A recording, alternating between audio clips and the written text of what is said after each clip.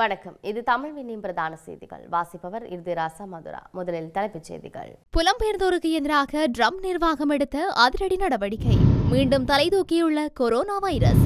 விடுதலை புலிகளை நினைவுகூர பாதுகாப்பு வழங்கும் அரசு. நாமல் பகிரங்க குற்றச்சாட்டு. மீண்டும் ஒரு ரகசிய இன அழிப்பிற்கு தயாராகிறதா அனுர அரசு? சபையில் ஸ்ரீதரன் கேள்வி. தமிழர் பகுதியில் பிரிதொரு தரப்பினரை குடியேற்றும் தேவையில்லை. அரசாங்கம் விளக்கம்.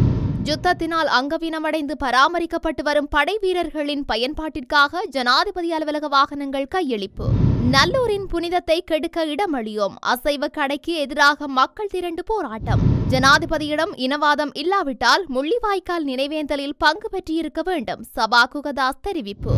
தமிழ் தேசிய கூட்டமைப்பின் பங்காளி கட்சிகளிடம் பகிரங்க மன்னிப்பு கோரிய இலங்கை தமிழரசு கட்சியின் உறுப்பினர் லோகேஸ்வரன். தொடர்பான விரிவான செய்திகள். நாடு கடத்தும் இறுதி உத்தரவு வழங்கப்பட்ட பின்னரும் அமெரிக்காவை விட்டு வெளியேறாமல் தங்கியிருக்கும் புலம்பெயர்ந்தோருக்கு எதிராக ட்ரம்ப் நிர்வாகம் கடுமையான நடவடிக்கை எடுத்துள்ளது. அமெரிக்காவை விட்டு வெளியேறாமல் தங்கியிருக்கும் புலம்பெயர்ந்தோருக்கு அதிகபட்சமாக $1.8 மில்லியன் வரை அபராதம் விதிக்கப்பட்டுள்ளதோடு குறைந்தபட்சமாக $5,000 அபராதமாகவும் நிர்ணயிக்கப்பட்டுள்ளது. இதன் அடிப்படையில் சுமார் 4,500 புலம்பெயர்ந்தோருக்கு மொத்தம் $500 மில்லியன் 30 நாட்களுக்குள் செலுத்துமாறு அறிவுறுத்தப்பட்டுள்ளது. அவர்களுக்கான நிதி ஆதரவும் வாழ்வாதாரமும் மிகவும் மோசமான நிலையில் உள்ளதால் இவ்வளவு பெரிய தொகையை எங்கிருந்து செலுத்துவது என்ற கேள்வியும் எழுந்துள்ளது. மாற்று வழியில்லாமல் கட்டாயமாகவே நாட்டை விட்டு வெளியேற வைக்கும் நோக்கத்துடன் இந்த அபராத நடவடிக்கை மேற்கொள்ளப்பட்டிருக்கலாம் என கருதப்படுகின்றமையும் குறிப்பிடத்தக்கது. சிங்கப்பூர் மற்றும் ஹாங்காங் பகுதிகளில் கொரோனா தொற்று அதிகரிக்க தொடங்கியுள்ளதாக சர்வதேச ஊடகங்கள் செய்தி வெளியிட்டுள்ளன. சிங்கப்பூர் மற்றும் ஹாங்காங் பகுதிகளில் 257 பேர் கொரோனா தொற்றினால் பாதிக்கப்பட்டு தனிமைப்படுத்தப்பட்ட நிலையில் சிகிச்சை பெற்று வருவதாக தெரிவிக்கப்பட்டுள்ளது.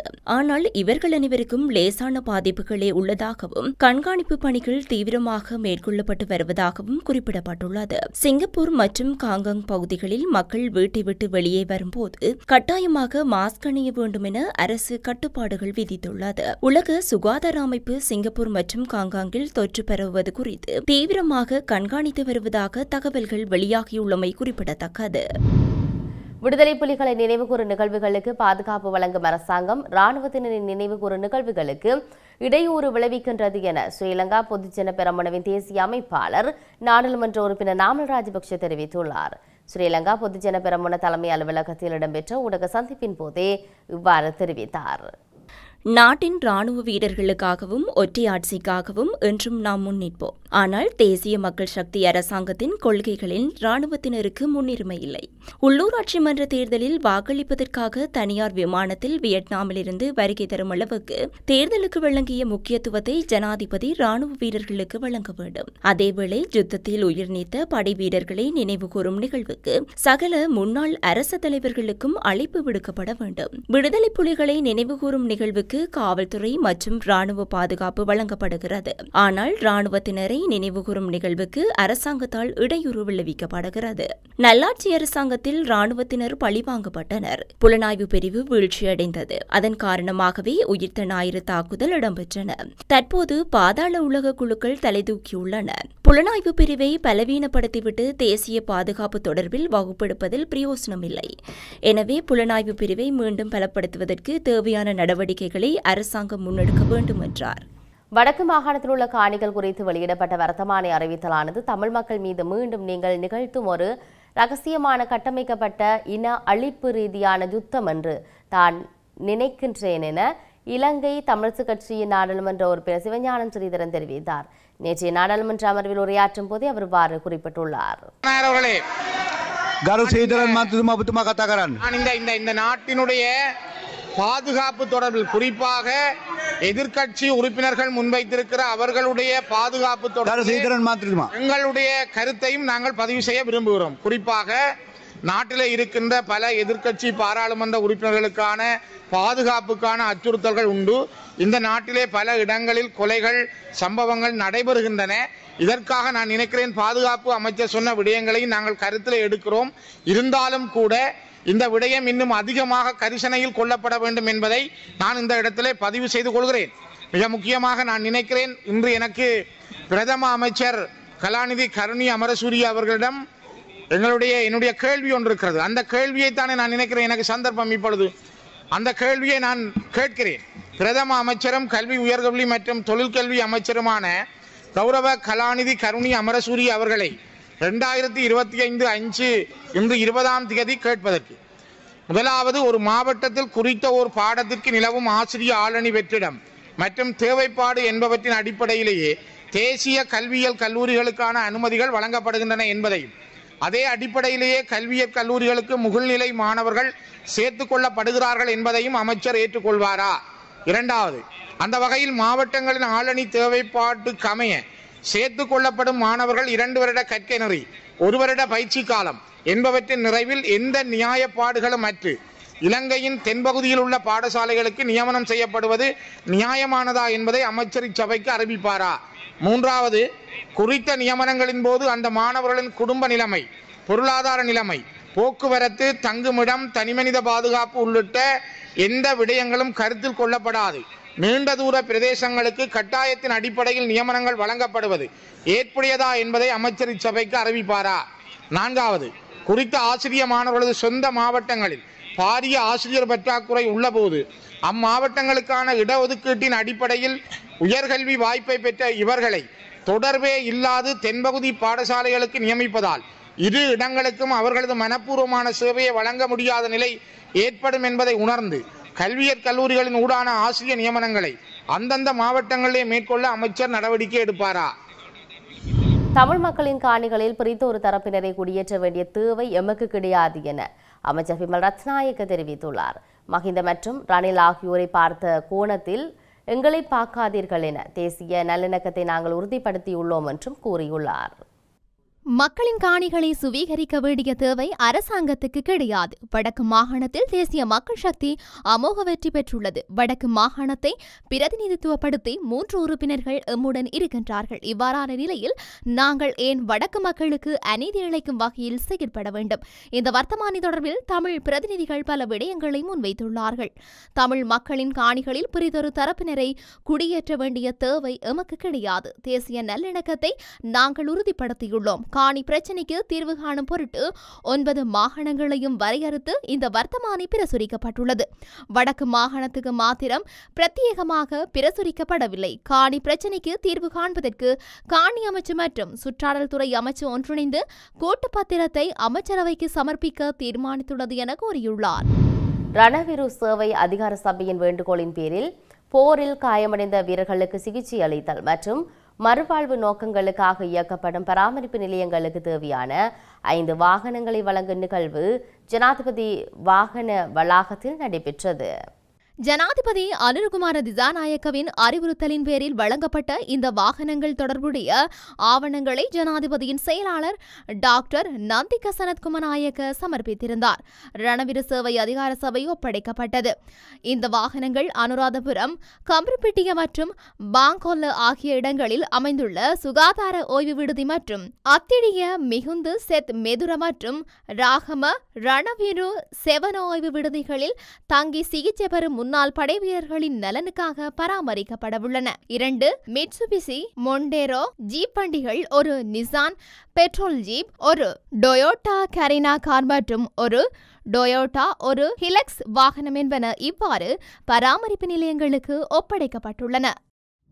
வரலாற்று சிறப்புமிக்க நல்லூர் கந்தசுவாமி கோயில் அருகே திறக்கப்பட்டுள்ள அசைவ உணவகத்தை மூட வலியுறுத்தி சைவ அமைப்புகளின் ஏற்பாட்டில் போராட்டம் நேற்றைய தினம் முன்னெடுக்கப்பட்டது.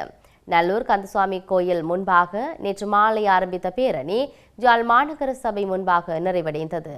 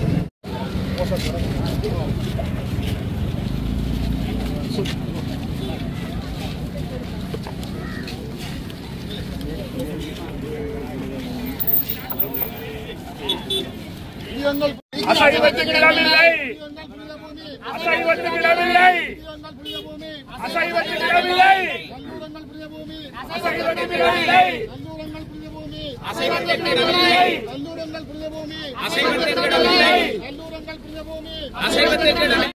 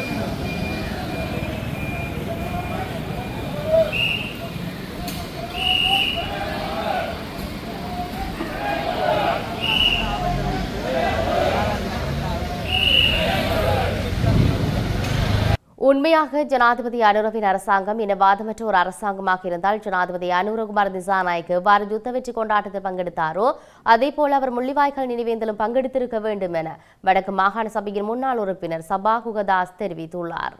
ஜனாதிபதி அனுரகுமார திசாநாயக்கா யுத்த வெற்றி கொண்டாட்டத்தில் உரையாற்றிய போது ஒரு விடயத்தை அவர் தெளிவாக சொல்லியிருந்தார். தற்போது வடக்கிலும் தெற்கிலும் இனவாதம் மேலெழும்பி வருவதாகவும் அது ஆட்சியை அதிகாரத்தை கைப்பற்றும் நோக்கத்திலும் நாட்டை குழப்பும் நோக்கத்திலும் தான் அந்த செயற்பாடுகள் முன்னெடுக்கப்படுவதாக அவர் சொல்லியிருக்கிறார்.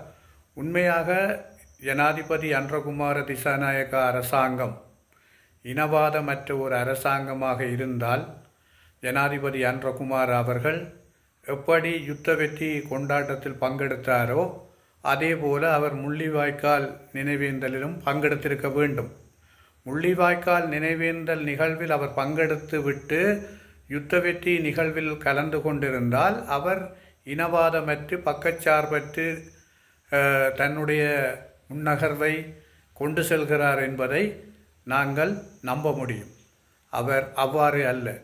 அதாவது இந்த கோர யுத்தத்தில் கொல்லப்பட்ட லட்சக்கணக்கான தமிழ் மக்களினுடைய உறவுகள் முள்ளிவாய்க்கால் மண்ணில் கதறுகின்ற போது கண்ணீர் விடுகிற போது அவை எவற்றையும் கண்டுகொள்ளாமல் அந்த நிகழ்வை தொடர்பாக பாதிக்கப்பட்ட மக்களுக்கு ஒரு ஆறுதல் கூறாமல் வெறுமனே அவர் யுத்த வெற்றி நிகழ்வில் கலந்து கொண்டு விட்டு வடக்கிலும் தெற்கிலும் இனவாதம் மேலெழும்பி இருப்பதாக சொல்வது மிக ஒரு வேதனையான விடயம் மாத்திரமல்ல, பாதிக்கப்பட்ட மக்களுக்கு ஜனாதிபதியாக வந்து என்ன செய்ய போகிறார் என்பதை கூட அவர் தெளிவாக சொல்லவில்லை.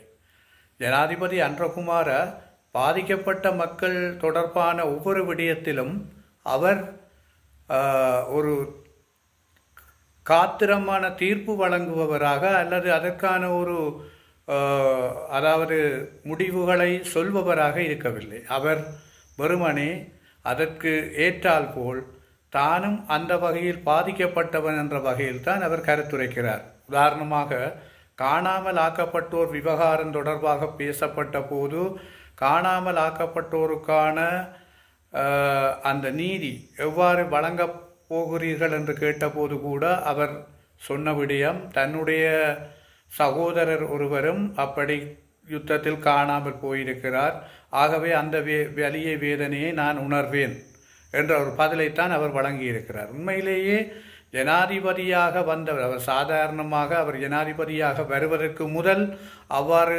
உரையாற்றுவது அவ்வாறு கதைப்பது அது ஏற்புடையதாக இருக்கும். ஆனால் ஜனாதிபதியாக வந்ததன் பிற்பாடு அந்த வலியை நான் உணர்ந்திருக்கிறேன், ஆனபடியால் எப்படியான நீதியை வழங்குவேன் என்று அவர் சொல்லியிருக்க வேண்டும். ஆகவே அவர் அவ்வாறான முடிவுகள் அவற்றையும் அறிவிக்காத ஒரு ஜனாதிபதியாகத்தான் தற்பொழுது ஒவ்வொரு விடயத்திலும் பலம் வந்து கொண்டிருக்கிறார். ஆகவே இந்த நாட்டில் அமைதி ஏற்படவில்லை, அமைதி ஏற்படவில்லை என்று சொன்னால் அந்த அமைதிக்கு ஏற்படுவதற்கு தடையாக இருக்கிற காரணிகள் என்ன, அந்த காரணிகளுக்கு எப்படியான தீர்வை வழங்க வேண்டும் என்பதை ஜனாதிபதி தான் முடிவெடுக்க வேண்டும். ஆகவே ஜனாதிபதி அப்படியான ஒரு முடிவுக்கு இதுவரை துணிச்சலாக இறங்கி வரவில்லை. ஆகவே ஒரு நிறைவேற்று அதிகாரம் கொண்ட ஜனாதிபதியாக இருந்து கொண்டு தேர்தலின் பிறகு அவர்கள் எதிர்பார்த்த வெற்றி வடக்கு கிழக்கில் இல்லை என்றவுடன் அவர்கள் வடக்கில் இனவாதம் மேலெழும்புகிறது, தெற்கில் இனவாதம் மேலெழும்புகிறதா இல்லையா என்பது தொடர்பாக நாங்கள் பேசிக்கொள்ள வேண்டிய தேவையில்லை. ஏனென்றால் இந்த ஆட்சியாளர்கள் எவ்வளவு தூரம் தங்களுடைய இனவாத முகத்தை வெளிப்படுத்தி இருக்கிறார்கள் என்பதற்கு இந்த தேர்தலின் பின்னதாக வந்திருக்கிற முடிவுகளின் அடிப்படையில் அவர்கள் வெளிப்படுத்துகின்ற ஒவ்வொரு அறிக்கைகளும். வடக்கு மாகாண கடத்தொழிலாளர் இணையத்தின் ஊடக பேச்சாளர் அன்னலிங்கம் மணிராசா யாழில் நேற்று தினம் ஊடக சந்திப்பை நடாத்தியிருந்தார். வடமாகாணத்திலே இருக்கின்ற சகல திணைக்களத்திற்கும் கடற்றொழில் சமூகம் என்ற ரீதியிலே நாங்கள் எங்களுடைய கோரிக்கையை முன்வைத்து வந்தாலும் கூட பெரும்பாலான திணைக்களங்களில் இருந்து எங்களுக்கு உரிய தீர்வு கிடைக்கவில்லை. அதிலும் குறிப்பாக நாங்கள் எங்களுடைய இலங்கையினுடைய பிரதமர் அவர்களுக்கு ஒரு முறைப்பாட்டினை நாங்கள் மேற்கொண்டிருந்தோம். பிரதமர் அலுவலகத்துக்கு ஒரு முறைப்பாட்டை 2ஆம் மாதம் 2025ஆம் ஆண்டு பிரதமர் அலுவலகத்திற்கு ஒரு முறைப்பாட்டை கிளிநொச்சி கிராஞ்சி பகுதியிலே இருந்து ஒரு முறைப்பாட்டை பிரதமர் அலுவலகத்திற்கு நாங்கள் தெரிவித்திருந்தோம். ஆனால் பிரதமர் அலுவலகத்திலிருந்து கிளிநொச்சி மாவட்ட பதில் அரசாங்க அதிபருக்கு இதற்குரிய விளக்கங்களை வழங்கச் சொல்லி ஒரு கடிதத்தை பிரதமர் அலுவலகம் அவருக்கு பணித்து மீனவராகிய எங்களுக்கு பிரதியிட்டு அனுப்பியிருந்தது. ஆனால் இன்று வரையும் இந்த பிரதமருடைய கடிதத்திற்கு கிளிநொச்சி மாவட்ட பதில் அரசாங்க அதிபர் எந்தவித நடவடிக்கையும் எடுக்கவில்லை. ஆனால் நாங்கள் வடக்கு கடற்றொழில் சமூகம் பூநகரி பிரதேச செயலகம் முறையற்ற விதத்திலே சட்டவிரோதமான முறையிலே அரச காணியை சீன கடல் அட்டைக்கு பிரதேச செயலகம்தான் வழங்குகின்றது என்றதை நாங்கள் வலியுறுத்தி வருகின்றோம். ஆனால் கிளிநொச்சி மாவட்ட அரசாங்க அதிபர் பூநகரி பிரதேச செயலரை விளக்கம் கேட்டு கடிதம் அனுப்பியிருக்கின்றார். பூநகரி பிரதேச செயலர் கிளிநொச்சி மாவட்ட கடற்தொழில் நீரியல் வள திணைக்கள பணிப்பாளருக்கு விளக்கம் கேட்டிருக்கின்றார். இந்த விளக்கங்களை பெறாமலா பூநகரி பிரதேச செயலர் கடலட்டை பண்ணைக்கு முறையற்ற விதத்திலே காணியை வழங்கியிருக்கின்றார். இப்படியே விளக்கம் ஒவ்வொரு திணைக்களங்களும் இந்த கடலட்டை வளர்ப்பிலே ஈடுபட்ட திணைக்களங்கள் ஒன்றை சாட்டி சிறு மீனவர்களை பாரம்பரிய மீனவர்களை கருவறுக்கின்ற செயல்பாட்டை கிளிநொச்சி மாவட்டம் பூநகரி பிரதேச செயலர் செய்து கொண்டிருக்கின்றார். இதற்கு தீர்வு வரும் வரை நாங்கள் போராடுகிறோம். எனவேதான் யாழ் மாவட்ட அரசாங்க அதிபர் பிரதீபன் ஐயா அவர்களே, கிளிநொச்சி மாவட்ட பதில் அரசாங்க அதிபர் முரளிதரன் ஐயா அவர்களே, நீங்கள் இந்த வடமாகாணத்திலே சீன கடலட்டைக்கு வழங்கப்படுகிற காணி உங்களுடைய சட்டத்தின் பிரகாரம் 62 சட்ட இலக்கத்தின் பிரகாரம் இந்த காணிகளை வழங்குவதற்குரிய அதிகாரம் பிரதேச செயலகங்களுக்கு இல்லை என்பதை வடக்கு கடற்றொழில் சமூகம் திடமாக நம்புவதும் உங்களுக்கு தெரிவிப்பதும், நீங்கள் தொடர்ந்து இந்த முறையற்ற விதத்திலே இந்த காணியை வழங்கி ஒரு சமூகத்தின் இருப்பையும் அளிப்பதை நீங்கள் நிறுத்திவிட்டு நாங்கள் 2 மாவட்ட அரசாங்க அதிபர் அதேபோன்று மன்னார் மாவட்ட அரசாங்க அதிபர் கனகேஸ்வரன் ஐயாவையும் கேட்பது, இந்த சீன கடலட்டைக்கு நீங்கள் காணி வழங்குவது சரி என வெளிப்படையாக உங்களுடைய அறிக்கையை நீங்கள் வெளியிடுங்கள். நடைபெற்று முடிந்த உள்ளூராட்சி சபை தேர்தலில் கரைத்துறைப்பற்று பிரதேச சபையின் முள்ளியவளை கிழக்கு வட்டாரத்தில் இலங்கை தமிழரசு கட்சியில் போட்டியிட்டு வெற்றி பெற்ற சின்னராசா லோகேஸ்வரன் முல்லைத்தீவு ஊடக மையத்தில் ஊடகவியலாளர் சந்திப்பொன்றை நேற்று நடாத்தியுள்ளார். இன்றைய சூழலிலே தமிழ் தேசிய பரப்பில் இருக்கக்கூடிய அத்தனை கட்சிகளும் தமிழ் தேசியத்தோடு பயணிக்கக்கூடிய தரப்புகள் அத்தனையும் ஒருங்கிணைந்து தமிழ் தேசியத்தை வலுப்படுத்த வேண்டிய சூழல் காணப்படுகிறது. இந்த சூழ்நிலையிலே நான் கடந்த வாரம் ஒரு ஊடக சந்திப்பை நிகழ்த்தியிருந்தேன். தேர்தலுக்கு பின்னரான ஒரு சூழலிலே அந்த ஊடக சந்திப்பிலே தமிழ் தேசியத்தின்பால் செயற்படக்கூடிய ஒரு காலகட்டத்திலே இந்த தேசத்திலே ஜனநாயக ரீதியாக எங்களுடைய போராட்டங்கள் முன்னெடுக்கப்பட்ட போது, அந்த போராட்டங்கள் அரச பயங்கரவாதத்தினால் ஒடுக்கப்பட்ட போது அவற்றுக்கு எதிராக பல இயக்கங்கள் போராட தலைப்பட்டன. அது தமிழீழ விடுதலை புலிகள் இயக்கமாக இருக்கலாம், அல்லது டெலோ இயக்கமாக இருக்கலாம், அல்லது புலட்டு இயக்கமாக இருக்கலாம், அல்லது இபிஆர் இயக்கமாக இருக்கலாம். எந்த இயக்கங்களாக இருந்தாலும் அவர்களுடைய தியாகங்கள் போற்றப்பட வேண்டியவை, அவை நேசிக்கப்பட வேண்டியவை. தங்களுடைய இளமை காலங்களை இந்த இனத்திற்காக கொடுக்க துணிந்தவர்களுடைய தியாகங்கள் எந்த நேரத்திலுமே கேள்விக்கு உட்படுத்த முடியாத அதி உயர்ந்தவை. எனக்கு வன்முறை மீது உடன்பாடு கிடையாது. ஆனாலும் வன்முறை தழுவி எங்களுடைய விடுதலை பயணம் ஒடுக்க முறைக்கு உள்ளாக்கப்பட்ட போது வன்முறையை கையில் எடுக்க வேண்டிய சூழ்நிலையிலே பல்வேறுபட்ட இயக்கங்களிலே பல்வேறுபட்ட இளைஞர்கள் தங்களுடைய உயிர்களை கொடுத்திருந்தார்கள். அந்த தியாகங்களை மிகவும் கனதியோடு நான் மதிக்கிறேன். என்னுடைய அண்ணன் கூட தமிழீழ விடுதலை புலிகள் இயக்கத்தில் இருந்து இந்த மண்ணிற்காக உயிர் தியாகம் செய்திருக்கிறார். எனவே உயிர் தியாகங்களுடைய பெருமதியை பற்றி நான் நன்கு உணர்ந்தவன் என்கிற அடிப்படையிலே அந்த இயக்கங்கள், அது தமிழர்களுடைய விடுதலைக்காக தங்களுடைய உயிர்களை கொடுத்த இயக்கங்கள் எதுவாக இருந்தாலும் அவருடைய தியாகங்கள் மதிக்கப்பட வேண்டியவை என்பதன் அடிப்படையிலே நான் அந்த இயக்கங்களை ஒட்டுக்குழுக்கள் என்கின்ற பொருள்பட பேசியிருந்தால், அல்லது அந்த விடயம் ஒரு தவறான புரிதலுக்கு உட்படுத்தப்பட்டிருக்கமாக இருந்தால், நான் இந்த பொது வழியிலே தமிழ் தேசியத்தினுடைய நலனுக்காக, தமிழ் தேசியத்தினுடைய ஒற்றுமையின் நலனுக்காக நான் பகிரங்க மன்னிப்பு கோருவதோடு எங்களுடைய இலங்கை தமிழரசு கட்சி ஒரு இறுக்கமான ஒரு நேர்த்தியான தலைமைத்துவத்தினால் இன்று வழிநடத்தப்படுகிறது. தமிழரசு கட்சி ஒரு இறுக்கமான தீர்மானத்தை கொண்டிருக்கிறது. தமிழ் தேசிய பரப்பில் இருக்கக்கூடிய மாற்று இயக்கங்கள் அல்லது தமிழ் தேசிய பரப்பில் இருக்கக்கூடிய ஏனைய கட்சிகளை விமர்சிப்பது என்பது எங்களுடைய இலங்கை தமிழரசு கட்சியை பொறுத்த வரைக்கும் அது ஒரு மிகப்பெரிய குற்றமாக பார்க்கப்படுகிறது. எனவே அந்த கட்சியினுடைய தீர்மானத்தை நான் மீறி இருக்கிறேன். எனவே இலங்கை தமிழரசு கட்சியினுடைய தலைமையிடமும் என்னுடைய அந்த வார்த்தை பிரயோகங்களினால் மன ரீதியாக அல்லது உளவியல் ரீதியாக பாதிப்படைந்திருக்கக்கூடிய சகோதர கட்சிகள் அல்லது சகோதர இயக்கங்களிடம் நான் பகிரங்கமாக மன்னிப்பு கோருகிறேன். இந்த இனத்தினுடைய விடுதலைக்காக உயிர் தியாகம் செய்த அத்தனை கட்சிகளினுடைய போராளிகளையும் அத்தனை இயக்கத்தினுடைய போராளிகளையும் நான் உளமாற நேசிக்கின்றேன். அனைவரும் ஒற்றுமையாக தமிழ் தேசியத்தினுடைய இருப்புக்காக நாங்கள் தொடர்ச்சியாக ஒன்றிணைந்து பயணிப்போமாக. மீண்டும் தலைப்புச் செய்திகள். புலம்பெயர்ந்தோருக்கு எதிராக ட்ரம்ப் நிர்வாகம் எடுத்த அதிரடி நடவடிக்கை. மீண்டும் தலைதூக்கியுள்ள கொரோனா வைரஸ். விடுதலை புலிகளை நினைவுகூர பாதுகாப்பு வழங்கும் அரசு நாமல் பகிரங்க குற்றச்சாட்டு.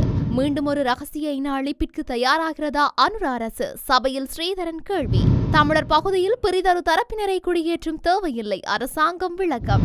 யுத்தத்தினால் அங்கவீனமடைந்து பராமரிக்கப்பட்டு வரும் படை வீரர்களின் பயன்பாட்டிற்காக ஜனாதிபதி அலுவலக வாகனங்கள் கையளிப்பு. நல்லூரின் புனிதத்தை கெடுக்க இடமளியோம். அசைவ கடைக்கு எதிராக மக்கள் திரண்டு போராட்டம். ஜனாதிபதியிடம் இனவாதம் இல்லாவிட்டால் முள்ளிவாய்க்கால் நினைவேந்தலில் பங்கு பெற்றிருக்க வேண்டும். சபா குகதாஸ் தெரிவிப்பு. தமிழ் தேசிய கூட்டமைப்பின் பங்காளி கட்சிகளிடம் பகிரங்க மன்னிப்பு கோரிய இலங்கை தமிழரசு கட்சியின் உறுப்பினர் லோகேஸ்வரன். இத்துடன் தமிழ்வினின் பிரதான செய்திகள் நிறைவு பெற்றன. உடனுக்குடன் செய்திகளை அறிந்து கொள்ள தமிழ்வின் என்ற யூடியூப் பக்கத்தினூடாக இணைந்திருங்கள். வணக்கம்.